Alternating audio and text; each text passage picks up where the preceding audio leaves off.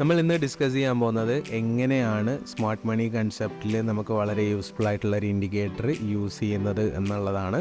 അപ്പം ആ ഒരു ഇൻഡിക്കേറ്റർ ലെക്സാൽഗോൻ്റെ SMC smart money concept Lexalgo എന്ന് പറയുന്ന ഇൻഡിക്കേറ്ററാണ്.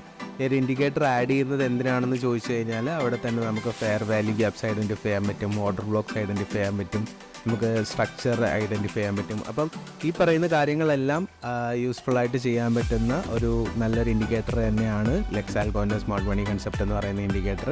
അപ്പം അതെങ്ങനെയാണ് സെറ്റ് ചെയ്യുന്നത്, അല്ലെങ്കിൽ അതിൽ എന്തൊക്കെ സെറ്റിങ്സ് ആണ് നമ്മൾ നോക്കേണ്ടത് എന്നുള്ളതായിരിക്കും ഈ ഒരു സെഷനിൽ നമ്മൾ ഡിസ്കസ് ചെയ്യാൻ പോകുന്നത്.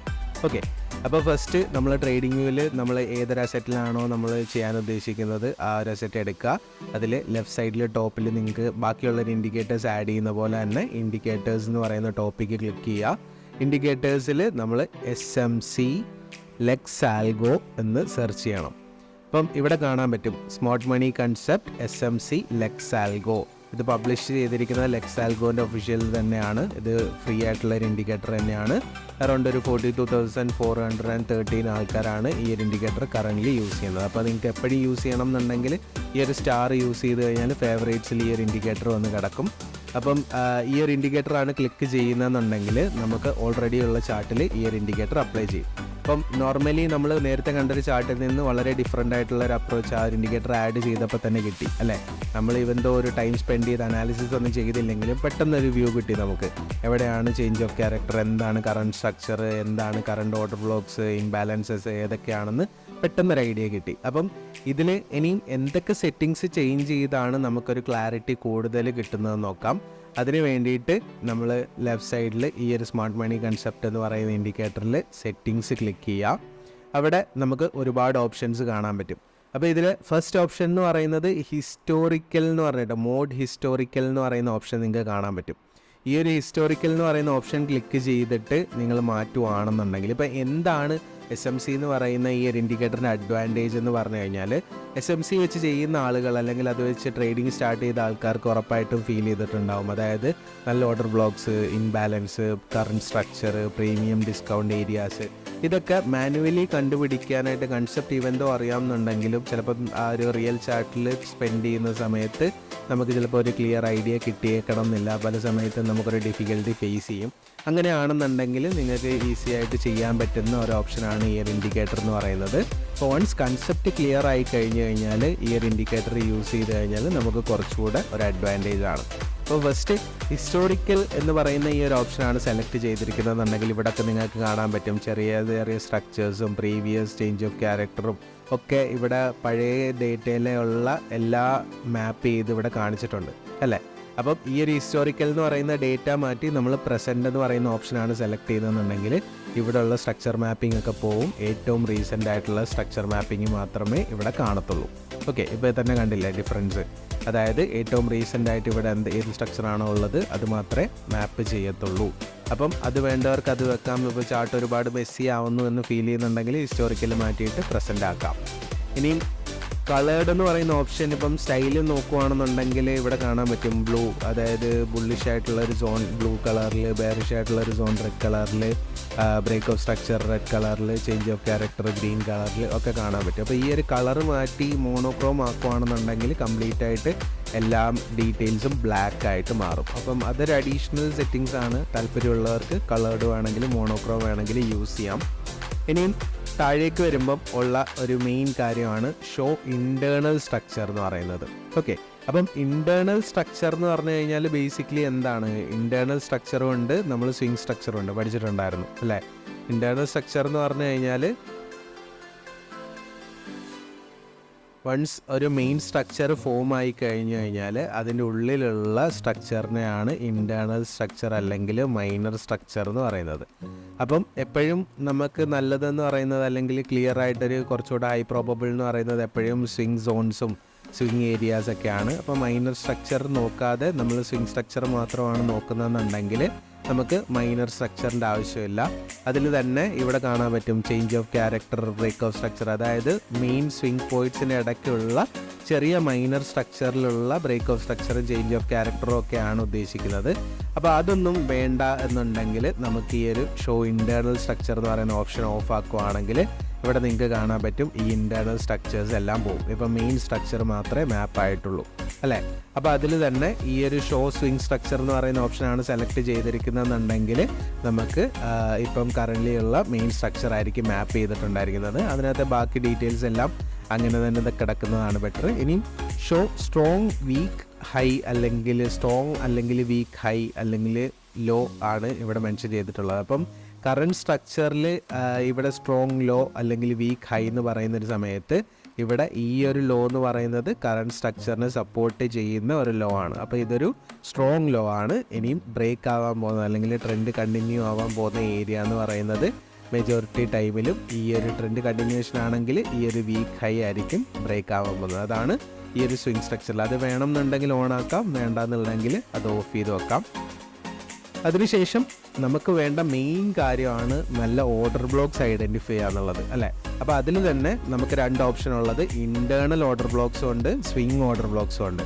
ഇൻറ്റേർണൽ ഓർഡർ ബ്ലോക്സ് എന്ന് പറഞ്ഞു കഴിഞ്ഞാൽ നമ്മൾ നേരത്തെ പറഞ്ഞ പോലെ തന്നെ ഇൻറ്റേർണൽ സ്ട്രക്ചറിൽ ഫോം ആവുന്ന ഓർഡർ ബ്ലോക്സ് ആണ് ഇൻറ്റേർണൽ ഓർഡർ ബ്ലോക്സ്. അത് കമ്പാരിറ്റീവ്ലി ലെസ് പ്രോബബിൾ ആണ്. അതിൽ തന്നെ നിങ്ങൾക്ക് നമ്പേഴ്സ് ഇവിടെ ചേഞ്ച് ചെയ്യാം. അപ്പോൾ ഇൻറ്റേർണൽ ഓർഡർ ബ്ലോക്സ് ഉണ്ടെന്നുണ്ടെങ്കിൽ അത് എത്ര എണ്ണം വേണം എന്നുള്ളത് നമുക്ക് ഓപ്ഷൻ ആക്കാം. അപ്പോൾ ഇൻറ്റേർണൽ ഓർഡർ ബ്ലോക്സ് നോക്കാതിരിക്കുന്നതായിരിക്കും ബെറ്റർ. അല്ലെങ്കിൽ അത് നോക്കുവാണെങ്കിൽ നിങ്ങളുടെ എൻട്രി പ്ലാനിലുണ്ടെങ്കിൽ അത് കണ്ടിന്യൂ ചെയ്യാം, അല്ലെങ്കിൽ ഓഫ് ചെയ്യാം. സ്വിംഗ് ഓർഡർ ബ്ലോക്സ് എന്ന് പറഞ്ഞു കഴിഞ്ഞാൽ ഇപ്പോൾ ഇവിടെ ഉണ്ടായിരുന്ന ആ ഒരു സോൺ പോയി അല്ലേ. അപ്പോൾ ഇതൊരു ഇൻറ്റേർണൽ സോൺ ആയിരുന്നു, അതുകൊണ്ടാണ് അത് പോയത്, അത് ഓഫാക്കിയപ്പോൾ പോയത്. അപ്പം സ്വിംഗ് ഓർഡർ ബ്ലോക്സ് ആണ് സെലക്ട് ചെയ്യുന്നതെന്നുണ്ടെങ്കിൽ മേജർ പോയിൻറ്റ്സിലായിരിക്കും ഈ ഒരു ഓർഡർ ബ്ലോക്സ് ഒക്കെ വരുന്നത്. അപ്പോൾ അതിൽ നമുക്ക് നമ്പർ കാണാൻ പറ്റും. ഇപ്പോൾ 2 വേണമെന്നുണ്ടെങ്കിൽ 2 വെക്കാം, അല്ലെങ്കിൽ ഈ നമ്പർ കൂട്ടുവാണെന്നുണ്ടെങ്കിൽ ഏറ്റവും റീസെൻ്റ് ആയിട്ടുള്ള 2 ഓർഡർ ബ്ലോക്സ് ആയിരിക്കും ഇവിടെ കാണിക്കുന്നത്. 3 ആണ് വെക്കുന്നതെന്നുണ്ടെങ്കിൽ ഇപ്പോൾ ഇവിടെ ഒരു ഓർഡർ ബ്ലോക്ക് വന്നു കണ്ടോ. അപ്പോൾ ഏറ്റവും റീസെൻ്റ് ആയിട്ടുള്ള 3 ഓർഡർ ബ്ലോക്സ് ആയിരിക്കും ഇവിടെ കാണിക്കുന്നത്. അതെപ്പോഴും ഒരു ചെറിയ നമ്പർ വെച്ചാൽ മതി. കാരണം ഇപ്പം ഈ ഒരു ഓർഡർ ബ്ലോക്ക് ഒക്കെ റെസ്പെക്ട് ചെയ്യുന്നില്ലെങ്കിൽ അടുത്ത റീസെൻ്റ് ആയിട്ടുള്ള ഓർഡർ ബ്ലോക്ക് എന്തായാലും മാപ്പ് ആയിക്കോളും. അപ്പം ഒരു 2 അല്ലെങ്കിൽ 3 കൂടുതലൊക്കെ വെച്ച് കഴിഞ്ഞാൽ നമുക്ക് ഒരുപാട് സോൺസ് കാണാൻ പറ്റും. നമ്മുടെ ചാർട്ട് ഭയങ്കര മെസ്സി ആവാനുള്ള സാധ്യതകളുണ്ട്. ഓക്കെ, അതിലെ കളറൊക്കെ ചേഞ്ച് ചെയ്യണം എന്നുണ്ടെങ്കിൽ നിങ്ങൾക്കത് മാനുവലി ചേഞ്ച് ചെയ്യാം. ഇനി equal highs and equal lows ഇവിടെയൊക്കെ നിങ്ങൾക്ക് കാണാൻ പറ്റും. ഈക്വൽ ഹൈസ്, ഈക്വൽ ലോസ്, അതായത് സിമിലർലി ഈക്വൽ ആയിട്ടുള്ള ഏരിയയിലുള്ള ലിക്വിഡിറ്റി ബിൽഡപ്പാണ് നമുക്ക് ഈക്വൽ ഹൈസ് അല്ലെങ്കിൽ ഈക്വൽ ലോസ് എന്ന് പറയുന്നത്. അപ്പം അങ്ങനെയുള്ള ഏരിയാസൊക്കെ ഇവിടെ ഈ ഒരു സെക്ഷൻ ഓപ്പൺ ആക്കുവാണെങ്കിൽ അല്ലെങ്കിൽ ഓൺ ആക്കുവാണെന്നുണ്ടെങ്കിൽ അത് മാപ്പ് ആവും. അത് ഒരു അഡീഷണൽ അഡ്വാൻറ്റേജ് ആണ്. ഇനിയുള്ളൊരു അഡ്വാൻറ്റേജ് എന്ന് പറഞ്ഞു കഴിഞ്ഞാൽ ഫെയർ വാല്യൂ ഗ്യാപ്സ്. അപ്പം ഫെയർ വാല്യൂ ഗ്യാപ്പ്, ഇംബാലൻസ് എന്നൊക്കെ പറഞ്ഞു കഴിഞ്ഞാൽ നമുക്ക് മേജർ പോയിന്റ് ഓഫ് ഇൻട്രസ്റ്റ് തന്നെയാണ്. മേജർ റിവേഴ്സൽ എക്സ്പെക്ട് ചെയ്യാൻ പറ്റുന്ന ഏരിയാസാണ്. അപ്പോൾ ഈ ഫെയർ വാല്യൂ ഗ്യാപ്സ് ഓപ്പൺ ആക്കുവാണെങ്കിൽ ഇപ്പോൾ ഇവിടെ നിങ്ങൾക്ക് കാണാൻ പറ്റും. നമ്മൾ മാനുവലി ഐഡൻറ്റിഫൈ ചെയ്യുന്നുണ്ടെങ്കിൽ ഓക്കെ ആണ്. പക്ഷേ മാനുവലി ഐഡൻറ്റിഫൈ ചെയ്യാൻ ഡിഫിക്കൽട്ട് ആണെന്നുണ്ടെങ്കിൽ ഇതൊന്ന് ക്ലിക്ക് ചെയ്യുമ്പോൾ നമുക്ക് ഈ ഒരു നോക്കുമ്പോൾ തന്നെ ക്ലിയർ ആയിട്ട് മനസ്സിലായി ഇവിടെ ഒരു ഫെയർ വാല്യൂ ഗ്യാപ്പ് ഉണ്ട്. അത് ഗ്രീൻ കളറിലായതുകൊണ്ട് തന്നെ അതൊരു ബുള്ളിഷ് ഫെയർ വാല്യൂ ഗ്യാപ്പ് ആണെന്ന് മനസ്സിലായി അല്ലേ. അപ്പം അത് നോക്കുന്നൊരു സമയത്ത് അങ്ങനെ ഉള്ള ഫെയർ വാല്യൂ ഗ്യാപ്സ് ഒക്കെ മാപ്പ് ആവും. അപ്പോൾ അതിൽ ഈ ഒരു ഓട്ടോ ത്രെഷോൾഡ് എന്ന് പറയുന്ന ഓപ്ഷൻ ആക്കുവാണെങ്കിൽ കുറച്ചുകൂടെ ഹൈ പ്രോബബിൾ ആയിട്ടുള്ള ഫെയർ വാല്യൂ ഗ്യാപ്സ് ആയിരിക്കും കാണിക്കുന്നത്. ഇതൊരു ഇൻറ്റേർണൽ സ്ട്രക്ചറിൻ്റെ ഉള്ളിലുള്ള ഫെയർ വാല്യൂ ഗ്യാപ്പ് ആയതുകൊണ്ട് ഇത് പോയി അല്ലേ. അല്ലാതെ ഉള്ള മെയിൻ സ്ട്രക്ചറിലുള്ള ആ ഒരു ഫെയർ വാല്യൂ ഗ്യാപ്പുകളൊക്കെ ഇത് പിന്നീട് മാപ്പ് ചെയ്തോളും.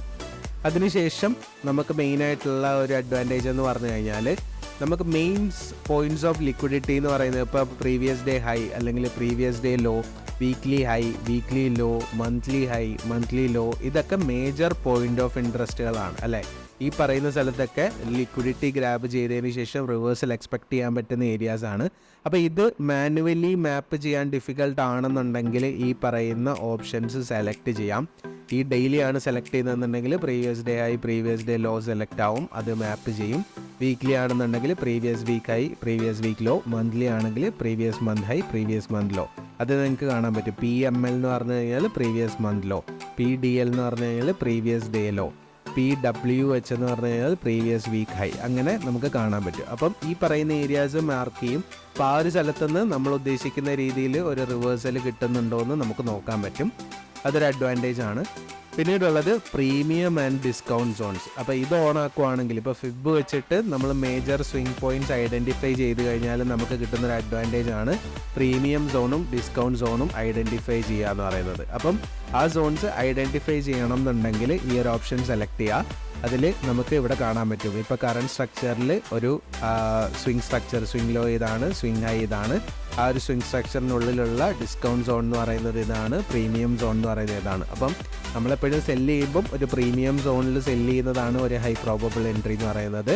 നമ്മൾ എപ്പോഴും ബൈ ചെയ്യുമ്പം ഒരു ഡിസ്കൗണ്ട് സോണിൽ ബൈ ചെയ്യുക എന്ന് പറയുന്നതാണ് ഒരു ഹൈ പ്രോബബിൾ എൻട്രി. അപ്പം ഇങ്ങനെ നമ്മൾ എടുക്കുന്ന എൻട്രി ക്രൈറ്റീരിയ, അല്ലെങ്കിൽ നമുക്കിപ്പോൾ ഒരു സെൽ ഓപ്പർച്യൂണിറ്റി കിട്ടിയാൽ അത് പ്രീമിയം സോണിലാണോ ഡിസ്കൗണ്ട് സോണിലാണോ എന്നൊരു കൺഫർമേഷൻ എടുക്കാൻ വേണ്ടിയിട്ട് നമ്മൾ ഈ ഒരു ഓപ്ഷൻ സെലക്ട് ചെയ്യുവാണെങ്കിൽ നമുക്ക് ക്ലിയർ ആയിട്ടുള്ളൊരു ഐഡിയ കിട്ടും. അപ്പം ഇത്രയും കാര്യങ്ങളാണ് ബേസിക്കലി ഈ ഒരു ഇൻഡിക്കേറ്ററിൽ വരുന്നത്.